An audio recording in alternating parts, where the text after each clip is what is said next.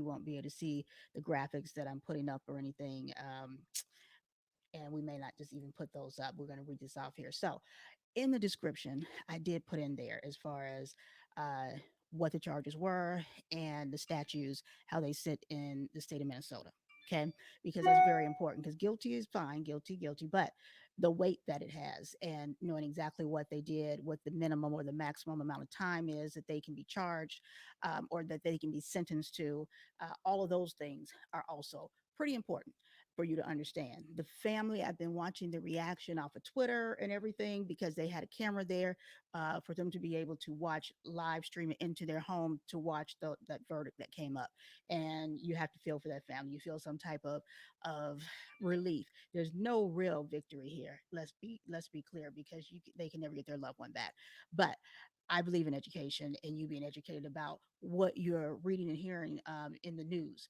And look down there and that description or up there, it depends on where you're watching us, you can see exactly what the charges were. He was found guilty on all three charges and what qualifies to be found guilty for those charges from the state of Minnesota. Again, if you live someplace else, if you live in Minnesota, you may not know. You should always look up how your state deals with various charges and laws. So take a look, read down there. I just wanted to come in and give that little tidbit. I definitely felt some type of way. I feel a little nervous because we haven't had this before. Okay, let's be clear on this scale, and we haven't had sentencing yet. So stay holding it together because this is just the first step. Found guilty, great. He deserves to be guilty for it. He is guilty. Now let's see what the sentence will be. And that's where you can look at those statutes and see where they say minimums. Because I think for one of them, let me click over here right quick and see what I put on there. For one of them, it gives an or for manslaughter in the second degree. A person who causes the death of another by any of the following means is guilty of manslaughter in the second degree and may be sentenced to imprisonment for not more than 10 years or, very important word there, or the payment of a fine of not more than $20,000 or both. So the first part of the battle is there.